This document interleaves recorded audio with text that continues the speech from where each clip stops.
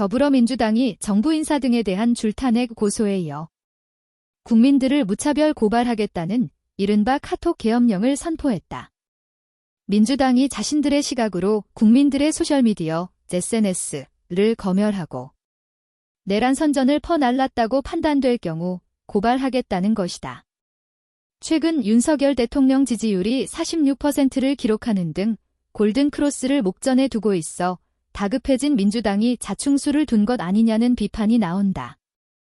13일 정치권 등에 따르면 최근 민주당은 카카오톡 등 SNS를 통한 내란 선전 가짜뉴스 공유 행위를 고발하겠다고 지침을 내놨다.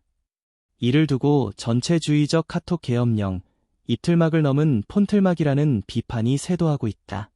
이재명 민주당 대표는 카톡이 가짜뉴스 성역인가? 민주주의를 위해서도 반드시 뿌리 뽑아야 한다면서 민주당이 역량을 총동원해 엄정 책임을 묻고 반드시 이 사회에서 퇴치토록 하겠다며 비판을 반박하기도 했다. 여권에선 김어준 씨를 국감장에 불러들였던 민주당이 가짜뉴스 검열단을 자칭하는 것이 아이러니하다는 반응도 내놨다.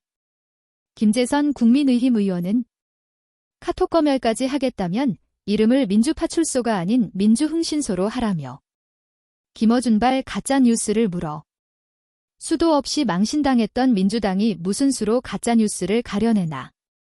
가려낼 능력이 없다고 일침했다. 일각에선 민주당 입맛에 맞지 않는 국민들마저 국회의원들처럼 고발하겠다는 심보라는 비판도 나온다. 특히 최근 본지 여론조사에서 윤 대통령 지지율이 46%로 나온 것이 민주당을 다급하게 만들었다는 평가도 나온다.